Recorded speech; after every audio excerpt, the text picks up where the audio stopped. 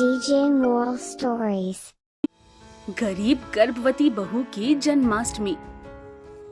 गायत्री एक गरीब घराने की लड़की होती है जो कृष्ण भगवान की परम भक्त होती है। उसका विवाह गांव के सरपंच सदानंद ठाकुर के छोटे बेटे गोपाल से होता है। गोपाल और गायत्री ने प्रेम करके विवाह किया था। गायत्री के गरीब और अनाथ होने के कारण गोपाल के घर वाले उसके साथ अच्छा बर्ताव नहीं करते। गायत्री जब गर्भवती होती है तभी 8वें महीने के दौरान गोपाल की एक एक्सीडेंट में मृत्यु हो जाती है और गायत्री विधवा हो जाती है। उसकी सास रूप कुमारी उसे ही गोपाल की मौत की दोषी ठहराती है। झूठ बोले कौवा काटे, इस कलमुही करमजली के कारण मेरे लल्ला की मौत हुई है। अरे ये गरीब तो है ही पनौती, कुंडली मार कर बैठ गई हमारे घर में और खा गई हमारे बेटे को। माँ जी, ये आप कैसी बातें कर रही हैं? एकदम सही बोल रही है रूप कुमारी। अरे तुम्हारा गोपाल के जीवन में आना ही अशुभ था। ऐसा मत कहिए पापा जी, मैंने तो गोपाल जी से सच्चा प्रेम किया है, कान्हा जी की सौगंध। तभी गायत्री के दादा ससुर ठाकुर सज्जन सिंह कहते हैं, अरे बंद करो तोहार ई मगरमच्छ का आंसू भैया का नाटक। हाँ? गायत्री के जेठ जेठानी उर्वशी और संपत भी उसे खूब बुरा भला सुनाते हैं। पता नहीं इसके पेट में जो बच्चा है वो हमारे गोपाल का ही है या किसी और का गंदा खून है। इन गरीबों का क्या भरोसा। हाँ? और नहीं तो क्या, मैं तो कहती हूँ इस चुड़ैल को तो हवेली के बाहर थक्के मार कर फेंक दो। झूठ बोले कौवा काटे, उर्वशी बहू बिल्कुल सही कह रही है। नहीं, इस अपशगुनी डायन को तो मैं सीधा हवालात की हवा खिलाने को भेजूंगा।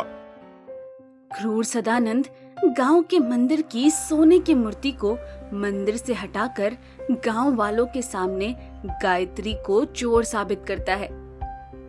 देख लो गांव वालों, पहले तो ये गायत्री हमारे बेटे को खा गई और अब उसके जाने के बाद यहाँ कृष्णा मंदिर के सोने की मूर्ति चुरा कर भाग रही थी। इसने मूर्ति बेच भी दी है।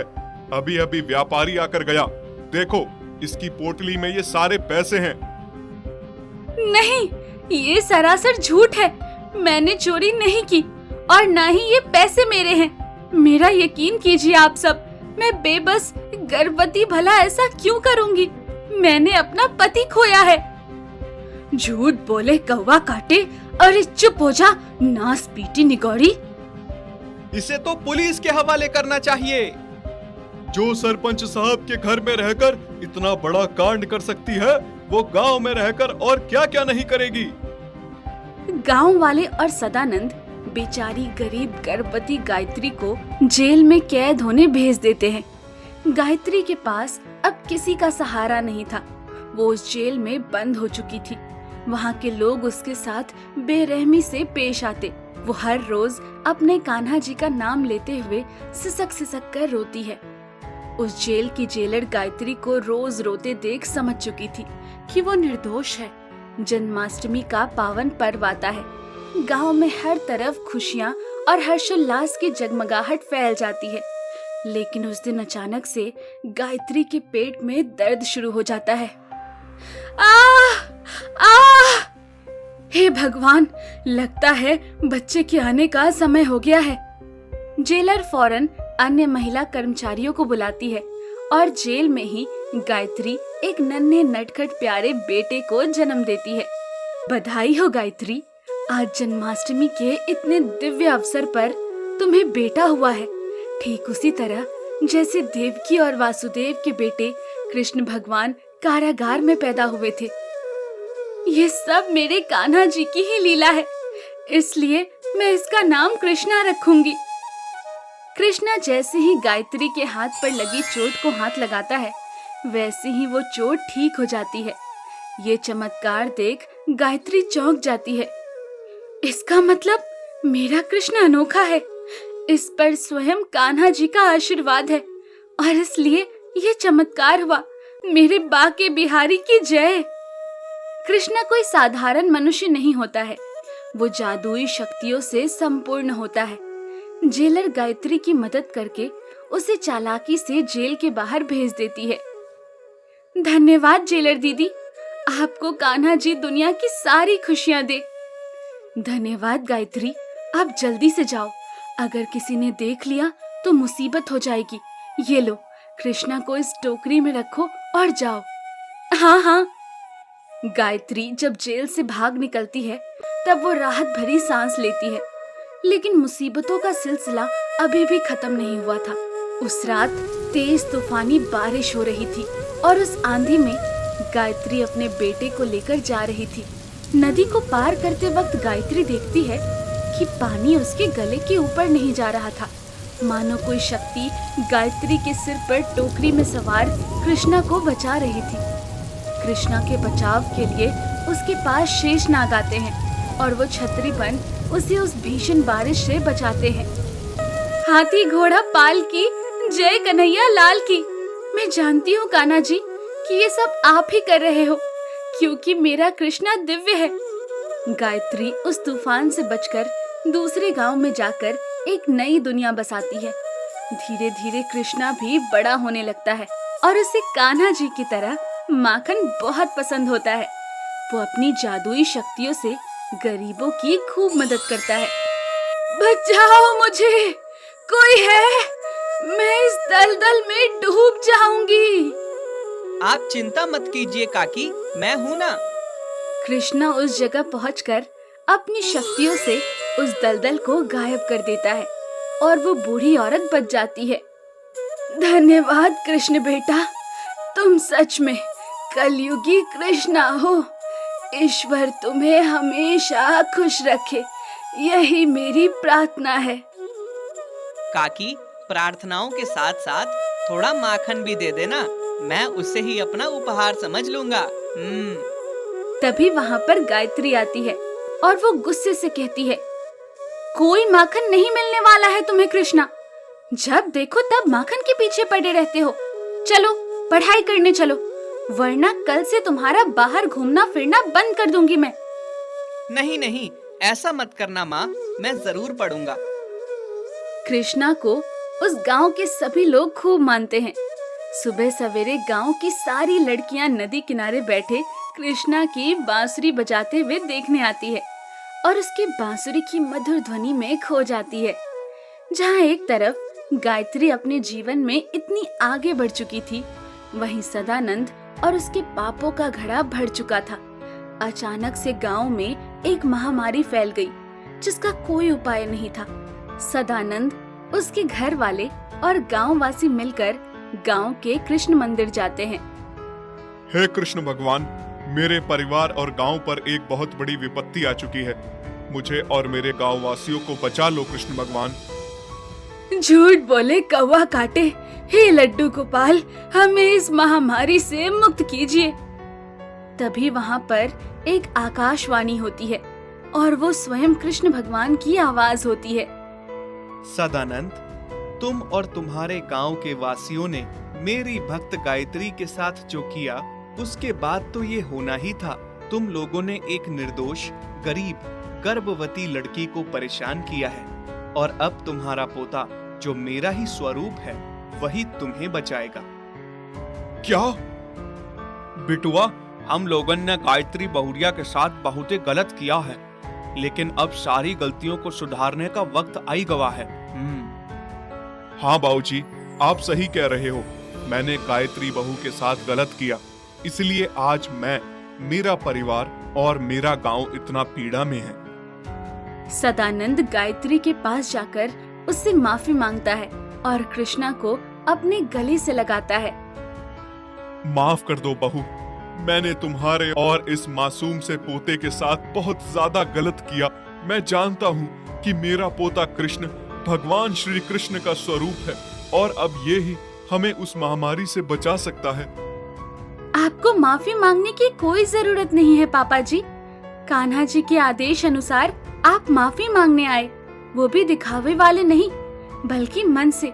इसलिए मैं और कृष्णा आप सबको माफ करते हैं।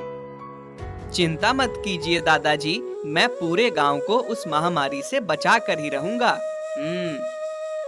कृष्णा और गायत्री सदानंद के साथ गांव में फिर से आ जाते हैं। कृष्णा माखन पर जादुई मंत्रों का उच्चारण करता है और सभी को अपने प्यारे हाथों से वो माखन खिलाता है, जिसके बाद तुरंत सब ठीक हो जाते हैं और कृष्णा को पूजने लगते हैं।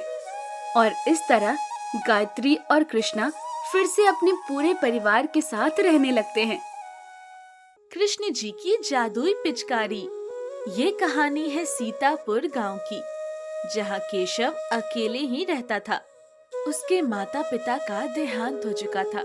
वो गांव वालों से ही मांगकर खाना खा लेता था। फिर गांव के कुछ अच्छे लोगों ने मिलकर उसके लिए गांव के कृष्ण मंदिर के पास एक झोपड़ी बनवा दी। केशव रोज मंदिर जाता था।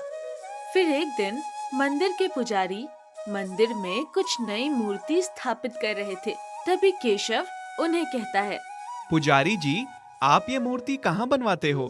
मुझे भी अपने लिए एक कृष्ण भगवान की मूर्ति लेकर आनी है। बेटा, हम तो मूर्तिकार से बनवाते हैं और अगर तुम चाहो तो तुम भी उनसे बनवा सकते हो। पर बेटा, वो बहुत दूर हैं, तो तुम एक काम कर सकते हो। तुम खुद ही कृष्ण भगवान के मंदिर से मिट्टी लेकर अपनी मूर्ति बना सकते हो। अरे वाह, आपने मुझे कितनी अच्छी सलाह दी है। मैं अब खुद ही अपने कृष्ण भगवान की मूर्ति बनाऊंगा। बस फिर क्या था, केशव मंदिर की मिट्टी से खुद ही अपने लिए कृष्ण भगवान की मूर्ति बना लेता है।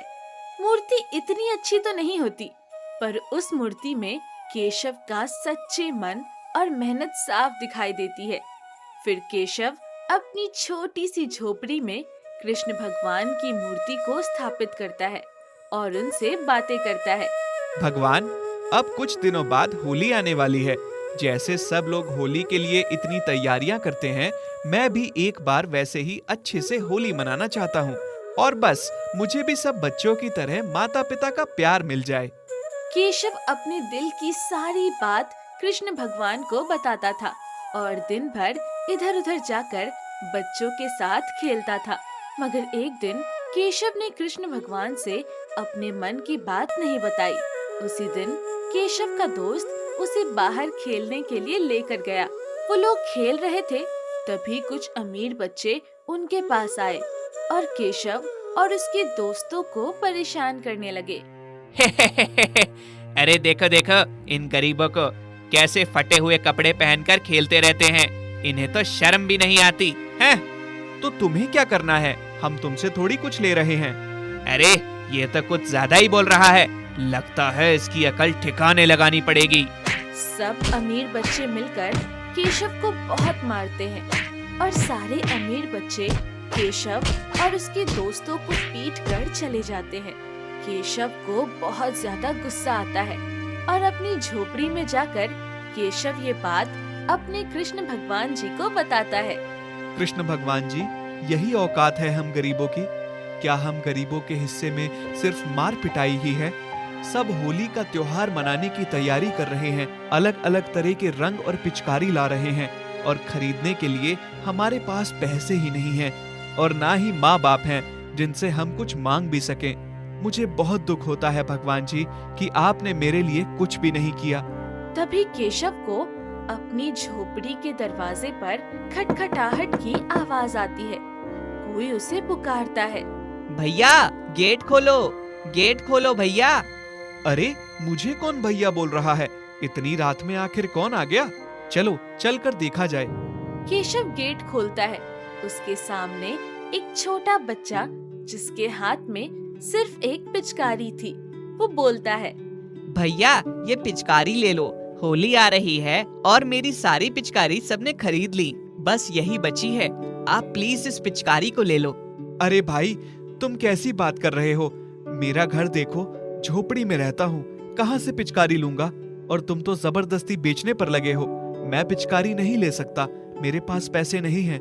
कोई बात नहीं भैया, आप एक काम करो, मुझे थोड़ा सा खाना दे दो और मैं आपको पिचकारी दे दूंगा। सुबह से मैं बहुत भूखा हूँ। केशव के घर में जो कुछ भी रूखा सूखा रखा था, उसने वही बच्चे को खाने के लिए दे दिया। लो भाई, मेरे घर में तो बस यही है, इसे ही खा लो। भाई भूखे के लिए तो एक चावल का दाना भी बहुत होता है। लो अब तुम इस पिचकारी को ले लो। वैसे एक चीज जाते जाते बोलता हूँ, आप ये पिचकारी लेकर मुझे हमेशा याद रखोगे। ऐसा क्या है इस पिचकारी में? जब आप इसे इस्तेमाल करोगे खुद पता चल जाएगा। अच्छा ठीक है भाई, तुम्हारा धन्यवाद। तुम्हारी वजह से मुझे भी होली के लिए पिचकारी मिल गई। फिर बच्चा वहाँ से चला जाता है। उसके बाद केशव पिचकारी साइड में रखकर दोबारा से आंखें बंद करके अपनी पूजा में लग जाता है। भगवान जी, आज तो मेरे साथ कुछ अजीब हो रहा है। पहले मुझे अमीर बच्चे ने पीट दिया, फिर मेरे इस छोटी सी झोपड़ी में एक बच्चा पिचकारी देने आ गया। काश मेरे पास भी सबकी तरह एक बड़ा घर होता। केशव जो भी बातें कृष्ण भगवान से बोल रहा था वो सभी सच हो रही थी। उसकी छोटी सी झोपड़ी एक बड़े घर में बदल जाती है, मगर केशव की आंखें बंद होने के कारण उसे कुछ पता नहीं चल रहा था। फिर केशव अपनी आंखें खोलता है तो देखता है उसके कृष्ण भगवान की मिट्टी की मूर्ति एक बड़ी मूर्ति में बदल गई थी। साथ ही उसकी झोपड़ी एक बड़े महल में बदल गई थी। अरे ये क्या हो गया? मैं किसके घर में आ गया? और मेरे मिट्टी के कृष्ण भगवान जी कहाँ गए? ये इतनी बड़ी मूर्ति कहाँ से आ गई? कृष्ण भगवान, क्या ये सब आपने किया है? मुझे आपकी लीला कुछ समझ नहीं आ रही। वैसे ये सब हुआ कैसे? मुझे इतनी भूख लगी है, ऊपर से ये सब चीजें हो गईं। मेरा तो दिमाग ही नहीं चल रहा। ये कहते ही उसके सामने टेबल पर बहुत सारा स्वादिष्ट खाना प्रकट हो जाता है। अरे वाह, ये तो जादू हो रहा है। शायद कृष्ण भगवान ने मेरी सुन ली, उन्होंने ही ये सब किया है। तभी केशव की नजर उसकी पिचकारी पर जाती है जो बहुत चमक रही थी। केशव उसे देखकर बोलता है, लगता है ये एक जादुई पिचकारी है। ये सब इसी का कमाल है। और वो बच्चा मुझसे कह भी रहा था, जब मैं इस पिचकारी को इस्तेमाल करूंगा मुझे हमेशा वो याद आएगा। केशव अपनी जादुई पिचकारी को उठाता है और बोलता है, क्या ये सच में जादुई पिचकारी है? तभी केशव की जादुई पिचकारी बोलती है, हाँ केशव, मैं एक जादुई पिचकारी हूँ। मुझे श्री कृष्ण भगवान ने तुम्हारी मनोकामना पूरी करने के लिए भेजा है। तुम उनके परम भक्त हो, मगर अगर तुमने कभी भी मेरा गलत इस्तेमाल किया तो मैं यहाँ से तुरंत चली जाऊंगी। नहीं नहीं, मैं तुम्हारा कभी भी गलत इस्तेमाल नहीं करूंगा। पर जादुई पिचकारी, क्या तुम मुझे माता पिता दे सकती हो? केशव की जादुई पिचकारी उसे कोई जवाब नहीं देती। फिर तभी उसके दरवाजे पर एक पति पत्नी आते हैं। कोई है, कोई है, मेरी पत्नी बहुत बीमार हो गई है, हमारी मदद करो। केशव उनके पास जाता है तो उनसे कहता है, आप कौन हो? क्या हुआ आपको? बेटा, हम बहुत गरीब हैं। मेरी पत्नी बहुत बीमार हो गई है। हमारी कोई औलाद नहीं है। उसी के सदमे में ये बीमार हो गई है। मैं इसे डॉक्टर के पास लेकर जा रहा था, पर तभी इसकी हालत और खराब हो गई। क्या तुम हमें थोड़ी देर यहाँ विश्राम करने दे सकते हो? हाँ, क्यों नहीं। वैसे भी मेरा इस दुनिया में और कोई नहीं है। आप यहाँ रहोगे तो मुझे अच्छा लगेगा। वो औरत बेहोश होकर गिरने वाली थी। तभी केशव उन्हें पकड़ लेता है, मगर जैसे ही वो उस औरत को हाथ लगाता, औरत उसे तुरंत बोलती है, बेटा तू आ गया। बेटा सुनते ही केशव की आंखों में आंसू आ जाते हैं और वो भी उन्हें अपनी माँ समझकर उन्हें गले से लगा लेता है। अचानक ही एक और चमत्कार होता है। औरत बिल्कुल ठीक हो जाती है। तब केशव उन्हें बोलता है, माँ, क्या आप हमेशा मेरे साथ रहोगी? आपके आने से मुझे माँ का प्यार मिलने लगा। आपको भी कोई औलाद नहीं है, तो क्या आप मुझे अपना बेटा बनाओगी? फिर दोनों पति पत्नी केशव को अपना बेटा मान लेते हैं और हमेशा के लिए उसके साथ रहने लगते हैं।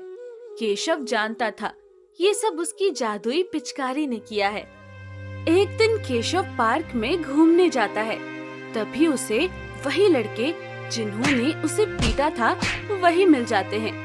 उनमें से एक लड़का केशव को देखकर कहता है, हाँ, ये तो वही लड़का है जो उस दिन हमसे पिट के गया था। आज ये फिर आ गया। आज तो इसे पहले से भी बढ़िया सबक सिखाना होगा। चलो दोस्तों। उन लड़कों को नहीं पता था कि अब केशव के पास जादुई पिचकारी आ गई थी। अब वो उसका कुछ नहीं बिगाड़ सकते थे। केशव उन लड़कों को खुद की तरफ आते देख समझ जाता है कि वो उसे मारने आ रहे हैं। केशव अपनी जादुई पिचकारी से कहता है, हे जादुई पिचकारी, ये लोग मुझे मारने आ रहे हैं, तुम इन्हें आपस में ही पिटवा दो। केशव के इतना कहते ही वो लड़के आपस में ही खुद को मारने लगते हैं। अरे ये क्या हो रहा है, भागो यहाँ से। और वो लड़के वहाँ से भाग जाते हैं। फिर वो अपने माता पिता के साथ अच्छे से होली खेलता है और अपने माता पिता के साथ और अपनी जादुई पिचकारी की मदद से वो सब गरीबों की मदद करता है।